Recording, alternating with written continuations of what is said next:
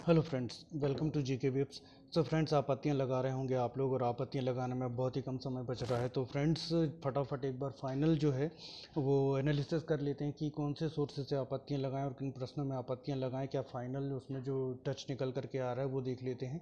सबसे पहले वही क्वेश्चन लेते हैं फ्रेंड्स जिसमें कुछ लोगों ने अभद्र टिप्पणियाँ की थी, जो एक सिविल सर्विसेज के एस्पिरेंट्स को शोभा नहीं देती हैं, बिना जाने बिना सोचे समझे हुए। ठीक है, जब मैंने कहा था कि हाँ भारत संघ भी हो सकता है, ये नहीं कहा था कि होगा ही, फिर भी टिप्पणियाँ आ गई।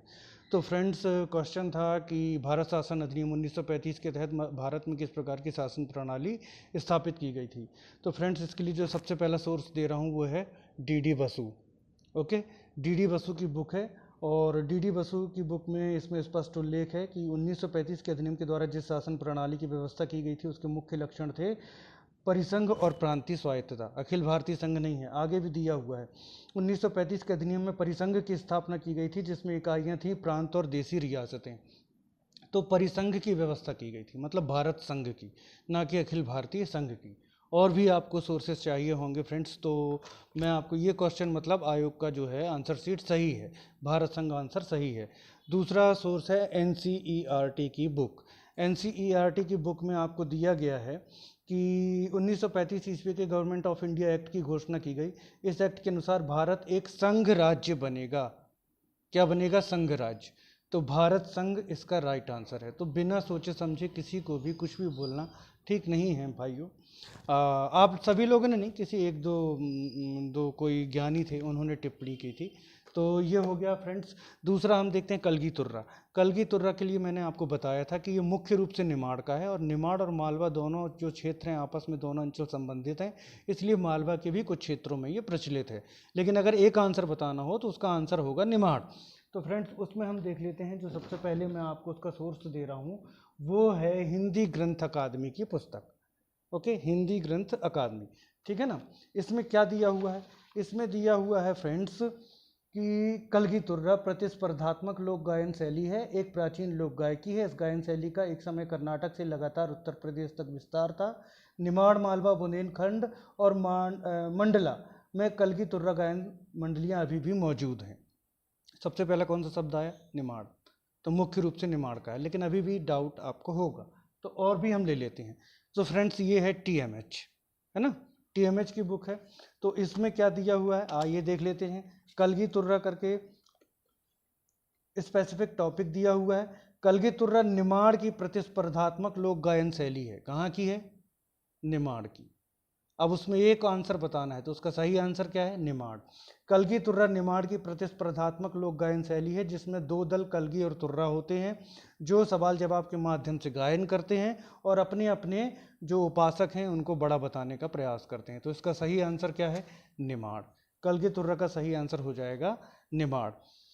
फिर एक आता है फ्रेंड्स की संविधान सभा की किस बैठक में उद्देशिका प्रस्ताव जो है वो पारित किया गया। तो फ्रेंड्स, इस संबंध में कहीं भी बैठकों की संख्या जो है वो निकालना बहुत मुश्किल जा रहा है। बैठकों की संख्या मानक बुकों में भी नहीं दी हुई है ना। लेकिन हम एक बुक ले सकते हैं जो है दृष्टि पब्लिकेशन की बुक। ये दृष्टि पब्लिकेशन की बुक में इसमें दिया हुआ है कि संविधान सभा की पहली बैठक अस्थायी अध्यक्ष सच्चिदानंद सिन्हा की अध्यक्षता में 9 दिसंबर 1946 को संपन्न हुई। संविधान सभा की पहली बैठक नई दिल्ली के कॉन्स्टिट्यूशन हॉल, जिसे अब संसद भवन के केंद्रीय कक्ष के नाम से जाना जाता है, में हुई। 11 दिसंबर 1946 को दूसरी बैठक में डॉक्टर राजेंद्र प्रसाद को सर्वसम्मति से स्थायी अध्यक्ष नियुक्त किया गया। कब? दूसरी बैठक, स्पष्ट उल्लेख दिया हुआ है इसमें। तो अगर इस बुक से अंदाजा लगाया जाए तो उद्देशिका प्रस्ताव की बैठक संख्या आती है तृतीय।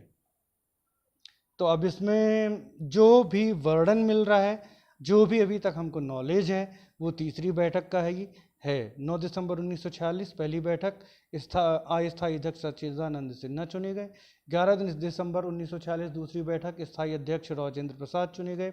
और 13 दिसंबर 1946 तीसरी बैठक जो है उद्देशिका प्रस्ताव प्रस्तुत किया गया पंडित जवाहरलाल नेहरू जी के द्वारा। तो ये जो उल्लेख मिल रहा है वो ये है। एक क्वेश्चन जो आता है कि मध्य प्रदेश लोक सेवा आयोग में अधिक सदस्यों की अधिकतम संख्या क्या हो सकती है।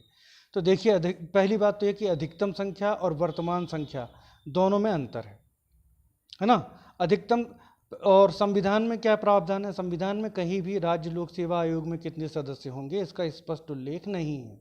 ये राज्यों पर छोड़ दिया गया है कि राज्य अपने अपने आयोगों की संख्या का निर्धारण करेंगे। तो मध्य प्रदेश में इस संबंध में क्या व्यवस्था है?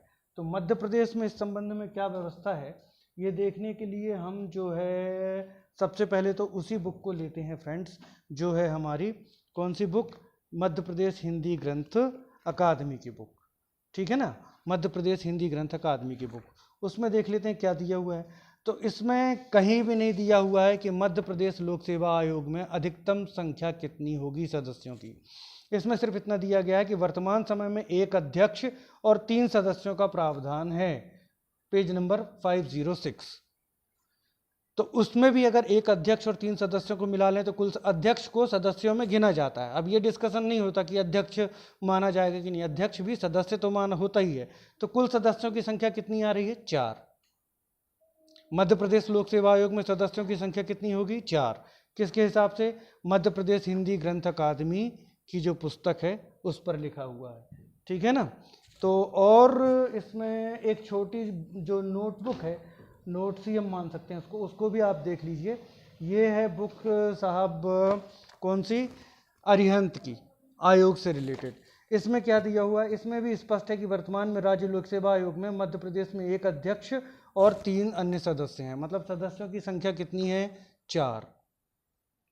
पहली बात तो अधिकतम संख्या और वर्तमान संख्या में अलग अलग बातें हैं दोनों। और अगर वर्तमान संख्या को भी आप आधार मान रहे हैं तो अधिक जो सदस्य संख्या आ रही है वो कितनी आ रही है? 4।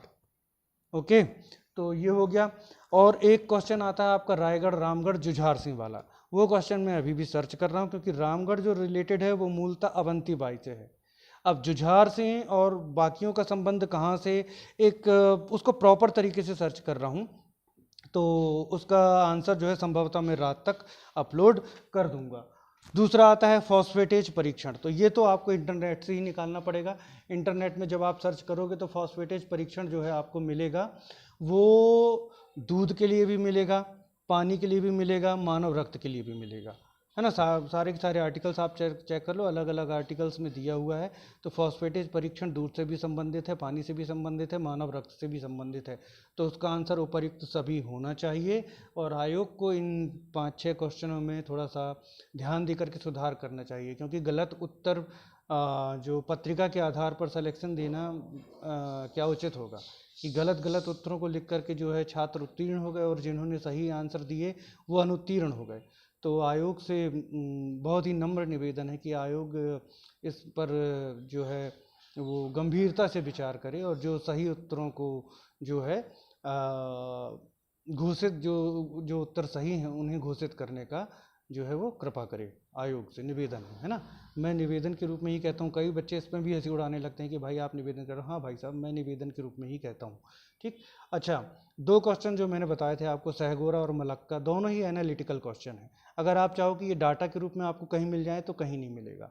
विश्व का सबसे व्यस्ततम जलमार्ग कौन सा है वो मिल जाएगा आपको, ठीक है ना। विश्व की सबसे व्यस्ततम नहर कौन सी है? सुएज नहर मिल जाएगी। लेकिन कौन सा जो है क्षेत्र वो युद्ध नीतिक और व्यावसायिक दृष्टि से सर्वाधिक महत्वपूर्ण है, ऐसा आपको कहीं नहीं मिलेगा। लोग बहुत सारे आर्टिकल्स के जरिए इसको प्रमाणित करने की कोशिश कर रहे हैं, उनके प्रयासों को सराहना चाहिए, बहुत मेहनत कर रहे हैं। लेकिन ये एनालिटिकल क्वेश्चन है, इसीलिए मैं बोल रहा हूँ कि इसके आप दोनों आंसर दीजिए, आप किसी एक को कैसे नकार सकते हैं। अब कोई कहे कि जम्मू कश्मीर या सिक्किम में दोनों में से कौन सा महत्वपूर्ण है सामरिक दृष्टि से, कौन सा एक महत्वपूर्ण है? तो अब ये तो क्वेश्चन ही गलत हो गया। दोनों महत्वपूर्ण है, कोई जम्मू कश्मीर बताए कोई सिक्किम बताएगा। पहली बात तो इसका आंसर 1 2 2 3 इस तरीके से करके होना चाहिए, है ना। नहीं है तो फिर दोनों को मानिए। और सहगोरा वाला तो आयोग मानेगा नहीं, लेकिन उसका आंसर मैं बार बार कह रहा हूँ सहगोरा है, पर वो आयोग मानेगा नहीं, है ना।